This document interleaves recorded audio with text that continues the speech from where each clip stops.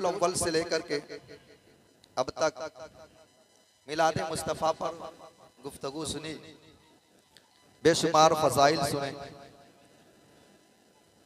बेशुमार उसकी बरकतें सुनी, अनगिनत उसके ऊपर सवाब आपको बताया गया। और यह हकीकत है कि जो कुछ भी बताया गया है आप लोगों के सामने, जिसने भी बताया है उसमें किसी भी किस्म का शुभा नहीं है, किसी भी किस्म का शक नहीं है। अल्लाह तबारक व तआला कुरान मुक़द्दस में इरशाद फरमाता है, वलौ अन्नहुम इज़ ज़लमू अनफुसहुम जाऊक, कि अगर कोई अपनी जानों पर जुल्म कर ले तो ये महबूब तुम्हारी बारगाह में आ जाए। ये तकरीर मैंने मस्जिद के अंदर आप लोगों के सामने की थी, बस इसी के ऊपर कुछ गुफ्तगू करना है। उसकी तमहीद में मैंने ये कहा था कि अगर कोई भाई नाराज हो जाता है तो भाई को राजी करना है, अगर कोई बहन नाराज हो जाती है तो बहन को राजी करना है, अगर कोई पड़ोसी नाराज हो जाता है तो पड़ोसी को राजी करना है, अगर माँ बाप नाराज हो जाते हैं तो माँ बाप को राजी करना है, अगर कोई रिश्तेदार नाराज हो जाते हैं तो रिश्तेदार को राजी करना है। जब तक आप अपने भाई को, अपने पड़ोसी को, अपने बहन को, अपने अजीजो अकारिब को और अपने रिश्तेदारों से माफी नहीं मांगेंगे, वो आपको माफ नहीं करेंगे, तब तक जो है वो आपको माफी मिलने वाली नहीं है। अगर भाई नाराज है तो भाई से माफी मांगो, बहन नाराज है तो बहन से माफी मांगो, अजीज नाराज है तो अजीजों से माफी मांगो, रिश्तेदार नाराज है तो रिश्तेदारों से माफी मांगो। ये जितनी भी बरकतें, ये जितनी भी अजमतें, ये जितने भी फजाइल बयान किए गए हैं, अल्लाह तबारक व तआला आपके ऊपर रहमतों का नुज़ुल फरमाएगा, बरकतों का नुज़ुल फरमाएगा, आमदे रसूल की बरकतें नाजिल होगी। लेकिन शर्त यह है, अल्लाह के नबी सल्लल्लाहु तआला अलैहि वसल्लम इरशाद फरमाते हैं, अगर वो गुनाह जिस गुनाह से अल्लाह की नाराजगी लाजिम आएगा, वो गुनाह जिस गुनाह से अल्लाह की नाफरमानी लाजिम आए, वो गुनाह जिस गुनाह से अल्लाह तबारक व तआला की जो है वो नाराजगी लाजिम आए, ऐसा गुनाह कर करके अगर तुम अल्लाह की बारगाह में जाओगे, नमाजें नहीं पढ़े हैं अल्लाह की बारगाह में चले जाओ, रोजे नहीं रखे हैं अल्लाह की बारगाह में चले जाओ, सजदा नहीं किया है अल्लाह की बारगाह में चले जाओ, रोजे नहीं रखे हैं अल्लाह की बारगाह में चले जाओ, ज़कात नहीं दी है अल्लाह की बारगाह में चले जाओ, अगर इबादत नहीं की है अल्लाह की बारगाह में चले जाओ, बारगाह रिसालत में चलाओ, बारगाह इलाही में आकर के माफी मांग लो, तौबा कर लो, अल्लाह तबारक व तआला की बारगाह में तौबा कर लो, अल्लाह तबारक व तआला माफ फरमा देगा। नमाजें नहीं पढ़ी, तौबा कर लो, माफ फरमा देगा। रोजे नहीं रखे, तौबा कर लो, माफ फरमा देगा। ज़कात नहीं दी, तौबा कर लो, माफ फरमा देगा। सजदे नहीं किए, तौबा कर लो, माफ फरमा देगा। अगर किसी ने जो है वो गुनाह का काम किया है जिससे अल्लाह की नाराजगी लाजिम आ जाती हो, जिससे अल्लाह की नाफरमानी लाजिम आती हो, अल्लाह की तबारक व तआला की बारगाह में तौबा कर लो, अल्लाह तबारक व तआला हो सकता है तुम्हारी तौबा को कबूल फरमा ले, हो सकता है तुम्हारे गुनाहों को माफ फरमा दे, हो सकता है तुम्हें जन्नत अता फरमा दे, हो सकता है तुम्हारे अजाब को दूर फरमा दे, हो सकता है तुम्हारे कब्र की आग को दूर फरमा दे। लेकिन याद रखो, अगर अल्लाह तबारक व तआला की नाफरमानी की है तो अल्लाह तबारक व तआला गफूरुर रहीम है, अल्लाह तबारक व तआला बख्शने वाला है, अल्लाह तबारक व तआला रहम करने वाला है। अल्लाह नमाजों के गुनाहों को माफ फरमाएगा, सजदों के गुनाहों को माफ फरमाएगा, ज़कात के गुनाहों को माफ फरमाएगा। ये चीजें अगर आपने अदा नहीं की है, ये चीजें अगर आपने नहीं की है, ये इबादतें नहीं की है, अल्लाह की नाफरमानी की है, अल्लाह तबारक व तआला माफ फरमाएगा। लेकिन हदीस रसूल में है, अगर कोई बंदा किसी बंदे को नाराज करके आता है, अगर कोई भाई को नाराज करके आता है, अगर कोई बहन अपनी बहन को नाराज करके आती है, अगर कोई रिश्तेदार अपने रिश्तेदार को नाराज करके आता है, अगर कोई अजीज अपने अजीज को नाराज करके आता है, अगर कोई बेटा अपने माँ बाप को नाराज करके आता है, अगर कोई दोस्त अपने दोस्त को नाराज करके आता है, तो अगर आपने नमाजें नहीं पढ़ी अल्लाह माफ फरमा देगा, रोजे नहीं रखे अल्लाह माफ फरमा देगा। लेकिन अगर भाई को नाराज करके आया है, बहन को नाराज करके आया है, अजीज को नाराज करके आया है, माँ बाप को नाराज करके आया है, पड़ोसी को नाराज करके आया है, रिश्तेदार को नाराज करके आया है, जब तक वो रिश्तेदार माफ नहीं करेगा, जब तक बहन माफ नहीं करेगी, जब तक भाई माफ नहीं करेगा, जब तक माँ बाप माफ नहीं करेंगे, तब तक तुम्हें माफी नहीं होगी, तब तक तुम्हें बख्शा नहीं जाएगा। पता क्या चला, अगर तुमने भाई को नाराज किया है तो भाई को राजी कर लो, बहन को नाराज किया है तो बहन को राजी कर लो, अजीज़ो अकारीब को नाराज किया है तो अजीज़ो अकारीब को राजी कर लो, माँ बाप को नाराज किया है तो माँ बाप को राजी कर लो। जब तक ये रिश्तेदार राजी नहीं होंगे अल्लाह तबारक व तआला की तरफ से माफी नहीं मिलेगी।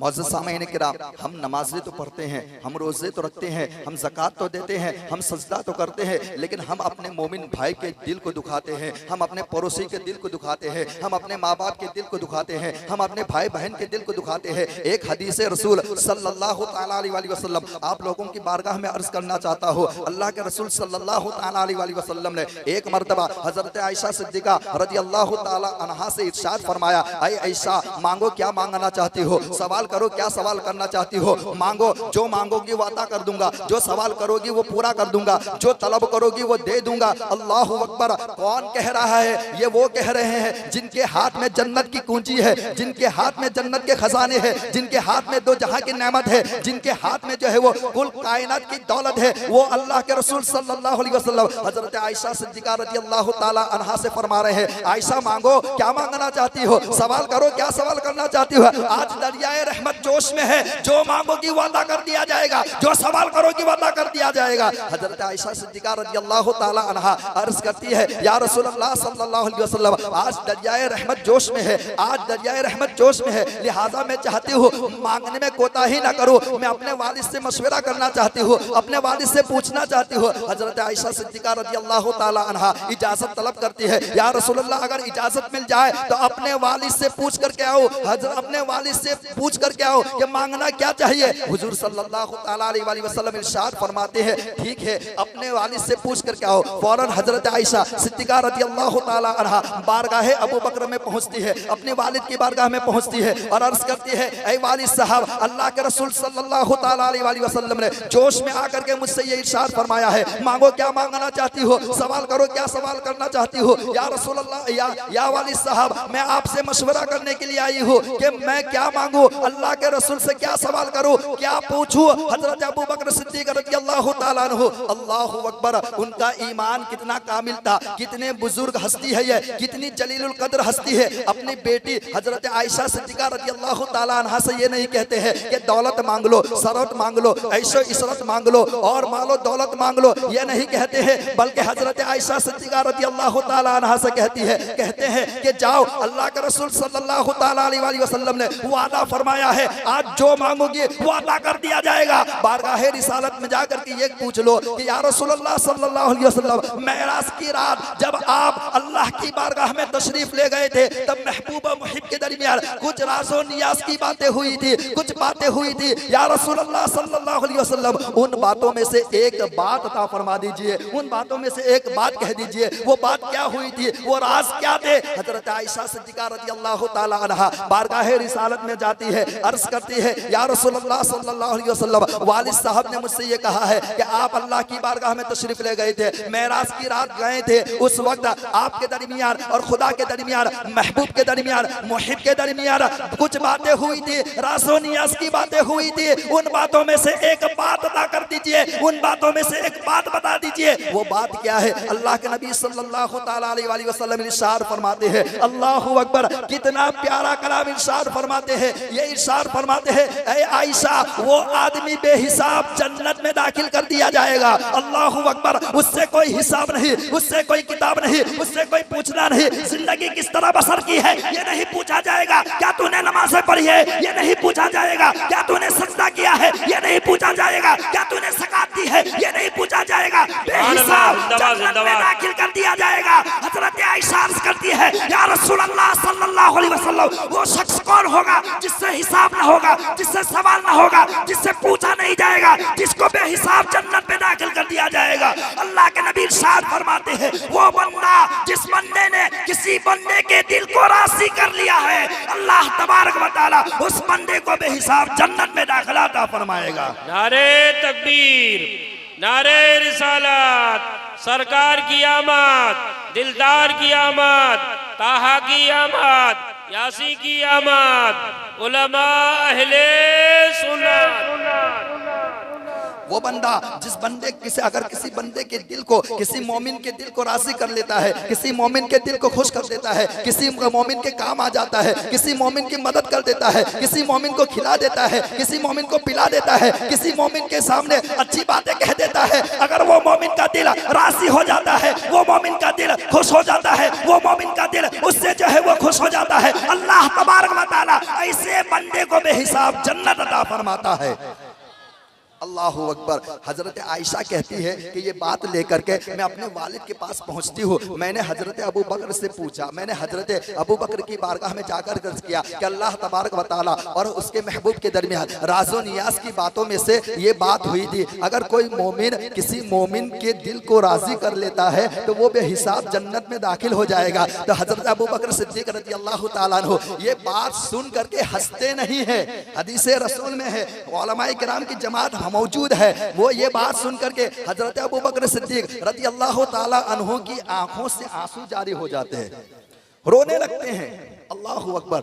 आंखों से आंसू जारी हो जाती है। हजरत आयशा अर्ज करती है, ऐ वालिद साहब ये तो कितनी अच्छी बात है, ये तो कितनी खुशी की बात है, किसी मोमिन के दिल को राजी कर लेने से जन्नत मिल जाएगी। जरा सोचिए तो सही, आपने किसी मोमिन के दिल को राजी किया है, न जाने कितने सहाबा को राजी किया है, न जाने कितने गुलामों को आजाद किया है, न जाने कितने सहाबा की आपने मदद की है। या वालिद साहब, ए मेरे वालिद बुजुर्गवार, आपको रोने की जरूरत क्या है। हजरत अबू बकर सिद्दीक रज़ी अल्लाह ताला अन्हु इरशाद फरमाते हैं, ऐ आयशा तू हदीस का मतलब नहीं समझी, मैं तुझको बताता हूँ। जब अल्लाह के रसूल सल्लल्लाहु ताला अलैहि वसल्लम ने ये इरशाद फरमाया, किसी मोमिन के दिल को राजी करने वाला बेहिसाब जन्नत में जाएगा, उसका मुखालिफ पहलू ये होता है, किसी मोमिन के दिल को तकलीफ पहुंचाने वाला बेहिसाब जहन्नम में चला जाएगा। किसी मोमिन को तकलीफ पहुंचाने वाला, किसी मोमिन के दिल को दुखाने वाला, किसी मोमिन को सताने वाला, किसी मोमिन के साथ दुश्मनी रखने वाला,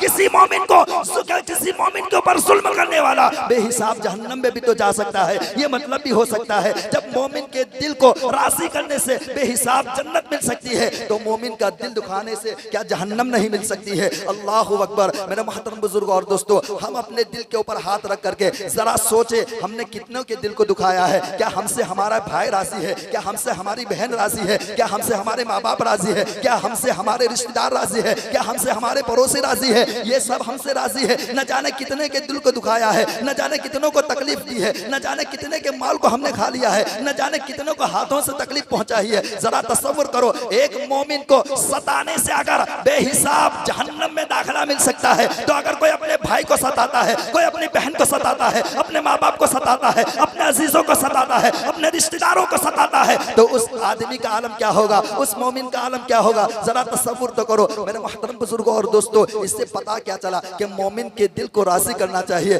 मोमिन के दिल को खुश करना चाहिए। हुकूकुल्लाह माफ हो सकते हैं, नमाजें नहीं पढ़ी माफ हो सकती है, सजदे नहीं किए माफ हो सकते हैं, ज़कात नहीं दी माफ हो सकती है, अगर आपने इबादत नहीं की ये हुकूकुल्लाह माफ हो सकते हैं, लेकिन हुकूकुल इबाद ऐसी चीज है अल्लाह तबारक व तआला उसे माफ नहीं फरमाएगा, बल्कि जब तक वो बंदा उससे राजी नहीं होता है तब तक उसकी माफी नहीं होगी। भाई नाराज है तो भाई को राजी कर ले, माँ नाराज है तो माँ को राजी कर ले, बहन नाराज है तो बहन को राजी कर ले। जब तक ये रिश्तेदार राजी नहीं होंगे तब तक उस बंदे की जो है वो बख्शिश नहीं हो सकती है।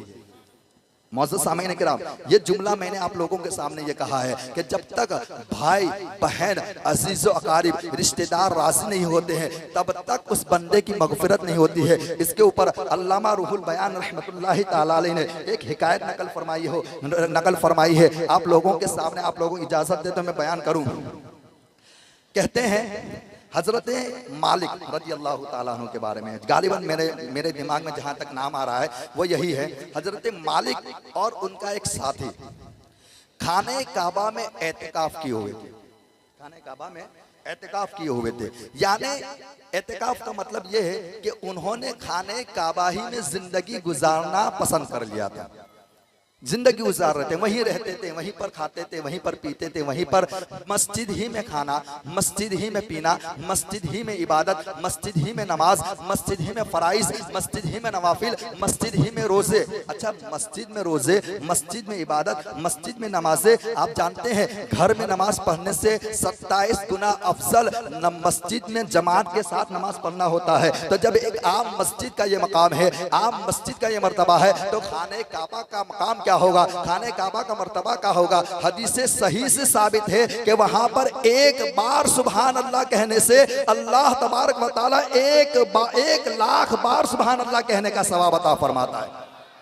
1 लाख नेकी, एक नेकी 1 लाख नेकी के बराबर। जरा तसव्वुर तो करो, एक नेकी 1 लाख नेकी के बराबर। अगर कोई 1 लम्हा गुजारता है तो वह 1 लम्हा उसका 1 लाख लम्हों से बेहतर होता है। अगर कोई 1 घंटा गुजारता है तो 1 घंटा 1 लाख घंटों से बेहतर होता है। इसी से आप ज़र्ब लगाते जाए, तसव्वुर करते जाए। हजरत मालिक कहते हैं मैं और मेरा साथी दोनों जो है वो खाने काबा में रहते थे, खाने काबा ही में नमाज पढ़ते थे, खाने काबा ही में सजदा करते थे, खाने काबा ही में इबादत करते थे, खाने काबा ही में रियासत करते थे। अचानक ऐसा हुआ कि मेरा जो है वो किसी काम की वजह से खाने काबा को छोड़ने का इरादा हुआ और मैं खाने काबा को छोड़ना मुझे मजबूर होना पड़ा। मैंने अपने माल की थैली मेरे साथी को दी और ये मैंने उससे ये कहा ये मेरी जिंदगी भर की कमाई है, ये मेरी जिंदगी भर की पूंजी है, इसी से मैं अपनी गिसा लाता हूँ, इसी से खाना पानी लाता हूँ और इसी से मैं अपना खर्चा निकालता हूँ। मैं कुछ अरसे के लिए यहाँ से जा रहा हूँ, मैं वापस आ जाऊंगा, ये मेरी जिंदगी भर की पूंजी तू अपने पास रखा और मैं वापस आ जाऊं तो मुझे दे देना।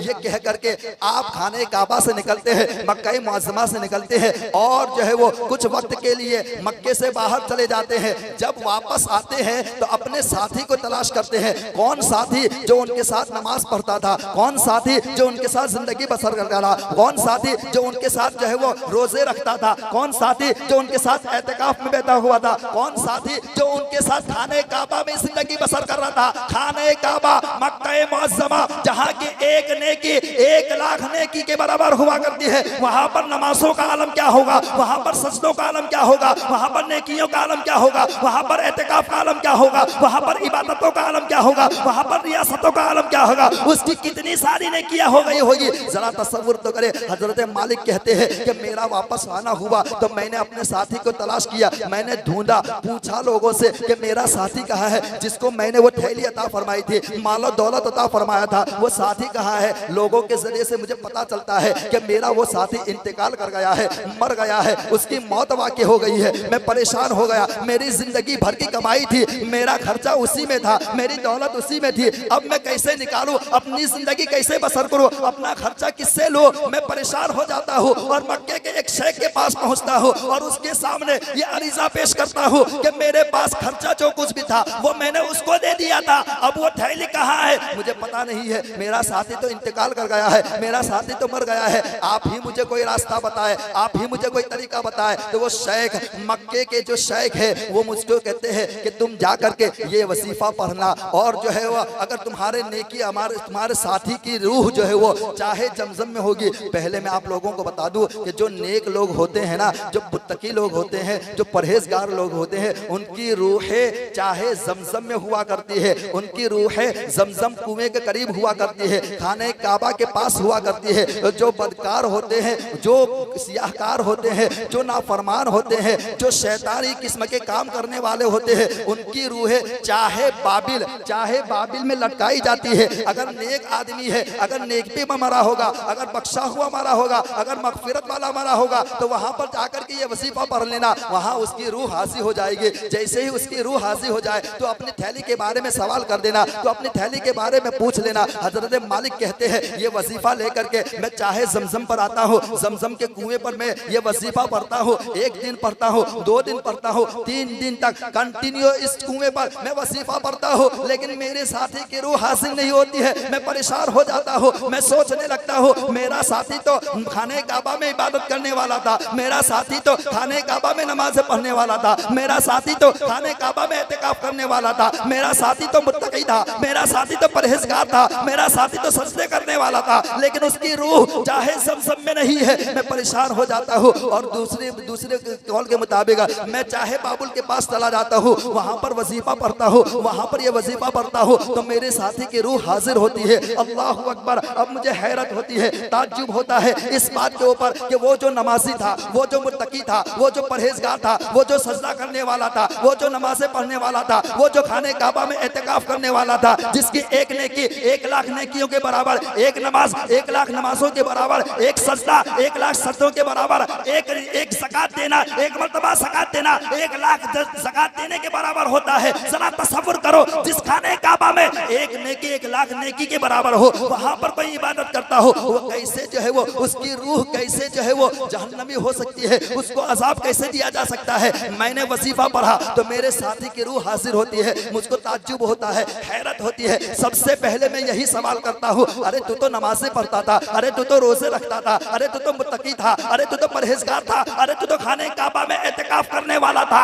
आखिर बात क्या है? तेरी नमाज़ें कबूल नहीं हुई, तेरे सजदे कबूल नहीं हुए, तेरी ज़कात कबूल नहीं हुई, तेरा एतिकाफ कबूल नहीं हुआ, तेरा तकवा कबूल नहीं हुआ, तेरी परहेजगारी कबूल नहीं हुई। वो कहता है जब मैं मरा, बारगाह इलाही में पेश किया गया, तब मेरी नमाजों को, तब मेरे सजदों को, तब मेरी ज़कात को, तब मेरी इबादत को, तमाम को साइड पर रख दिया गया। अल्लाह तबारक व तआला ने सबसे पहले मुझसे यही सवाल किया था, तू अपनी बहन को नाराज करके आया है, जा अपनी बहन को राजी कर ले। जब तक तेरी बहन राजी नहीं होगी, तब तक तेरी नमाज है, तब तक तेरे सजदे, तब तक तेरे तकवा, तब तक तेरे परहेजगारी कोई भी तेरे काम आने वाली चीज नहीं है। मेरी नमाजों को साइड पर किया गया है, मेरे सजदों को साइड पर किया गया है, मेरी इबादत को साइड पर किया गया है, खाने काबा की नेकी को साइड पर किया गया है, वो तमाम चीजें साइड पर है। सबसे पहले मेरी बहन की नाराजगी के बारे में मुझसे पूछा गया है, ऐ मालिक मैं परेशान हूँ, ऐ मालिक मैं चाहे बाबिल में लटका हुआ हूँ, ऐ मालिक मुझे अज़ाब दिया जा रहा है, ऐ मालिक मेरे ऊपर कोरों की बरसात की जा रही है। मैं तुझसे इस्तिदा करता हूँ, मैं तुझसे सवाल करता हूँ, मैं तुझसे कहता हूँ मेरी बारगाह मेरी बहन के पास पहुँच जाओ, उससे कह दो कि तुम्हारे भाई से तुम नाराज हो, उससे राजी हो जाओ। उसको अज़ाब दिया जा रहा है, उसको आग में लटकाया, उसको आग में जलाया जा रहा है, उसको उल्टा लटकाया गया है। ऐ मालिक मुझसे ऐ मालिक मैं तुम्हारी बारगाह में इस्तिदा करता हूँ, ये जो है वो कहता हूँ तुम उसके पास जाकर के मेरी बहन की माफी ले लो। अगर माफ कर देगी तो अल्लाह तबारक व तआला मेरे अजाब को दूर कर देगा। ऐ मालिक चले जाओ। हजरत मालिक रजी अल्लाह तआला अन्हु उनकी बहन के पास जहाँ पहुँचते हैं, जो एड्रेस अता फरमाया था, जो एड्रेस दिया था, उस एड्रेस पर पहुँचते हैं और अपने उसके भाई के बारे में ये बताते हैं, तुम्हारा भाई जो खाने काबा में इबादत करता था, तुम्हारा भाई जो बराही मुत्तकी था, तुम्हारा भाई जो बराही परहेजगार था, जिसकी इबादतें, जिसकी रियासतें, जिसके तकवे और परहेजगारी की मिसालें दी जाती थी, वो भाई आग में उल्टा लटकाया गया है, उसके ऊपर कोरों की बरसात की जा रही है, उसके ऊपर अजाब जारी है। बहन पूछती है मेरा भाई में उसको अजाब दिया जा रहा है, आखिर वजह क्या है? हजरत मालिक कहते हैं कि तुम अपने भाई से नाराज हो, तुम अपने भाई से राजी नहीं हो, तुम अपने भाई से जो है वो नाराज हो। बहन कहती है हाँ इस वजह से नाराज हो, मेरा भाई मुझसे जब से दूर हुआ है तब से मेरी हाल चाल नहीं लिया है, मेरी खबर नहीं पूछी है, मेरी खबर लेने के लिए नहीं आया है, इसलिए मेरा दिल दुखता है, मेरे दिल को तकलीफ होती है। मेरा भाई चला गया और मुझको पूछने तक नहीं आया, मेरा भाई चला गया मेरी खबर लेने तक नहीं आया, मेरा भाई चला गया मेरी तबीयत भी नहीं पूछी। ये बात का दुख होता है, इस बात की तकलीफ होती है। लेकिन आज ऐ मालिक तुम कह रहे हो कि मेरी नाराजगी की वजह से उसकी नमाज से काम नहीं आ रही है, उसके रोज़े काम नहीं आ रहे हैं, उसकी ज़कात काम नहीं आ रही है, उसकी नेकियां काम नहीं आ रही है, मेरे भाई को अज़ाब दिया जा रहा है। ऐ मालिक तू गवाह हो जा, मैंने अपने भाई को माफ करवा दिया, मैंने अपने भाई को माफ कर दिया है। अल्लाहु अकबर। इस तरफ उनकी बहन उनको माफ कर देती है। हजरत मालिक बिन दिनार जब ख्वाब में लेटते हैं, सोते हैं, तब वही शख्स हजरत मालिक के ख्वाब में आता है और ये कहता हुआ नजर आता है, इस तरफ मेरी बहन ने मुझको माफ कर दिया, इस तरफ मेरी नमाजें काम आ गए, इस तरफ मेरे रोजे काम आ गए, इस तरफ मेरे सजदे काम आ गए, इस तरफ मेरा तकवा काम आ गया, इस तरफ मेरी परहेजगारी काम आ गई। पता क्या चला?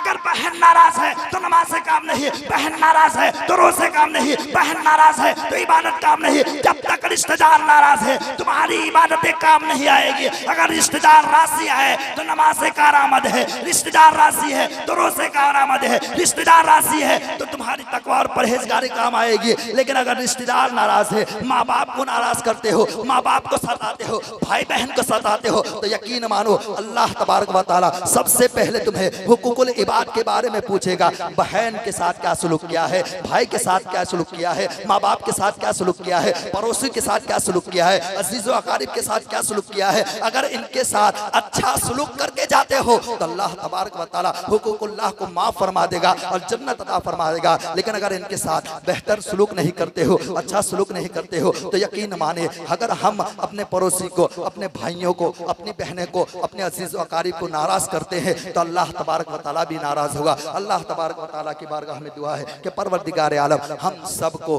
हुकूकुल इबाद को बचा लाने की तौफीक अता फरमाए। व आखिरु दावाना अनिल हम्दुलिल्लाहि रब्बिल आलमीन।